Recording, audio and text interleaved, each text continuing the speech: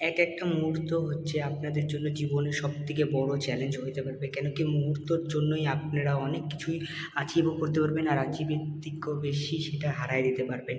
ওই জন্য মনে রাখতে লাগবে আপনাদেরকে যে মুহূর্তটাই হচ্ছে সবথেকে বেস্ট একটা জিনিস। কেন কি মুহূর্তর মধ্যে এমন কিছু লুকায় আছে যেটা আপনাদেরকে সাকসেস হওয়ার থেকে কেউ থামাতে পারবে না।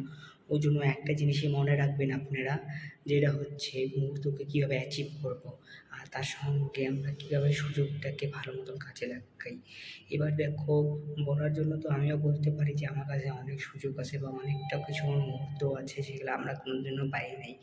ওই জন্য আমাদেরকে শুধু এইটা অ্যানালাইসিস না করে সেটাকে ভাবতে লাগবে যে কীভাবে সেই কাজটাকে আমরা ফোকাস করি। কিন্তু আমরা কাজের ফোকাসের জায়গায় আমরা করে দিই ওভার থিঙ্কিং।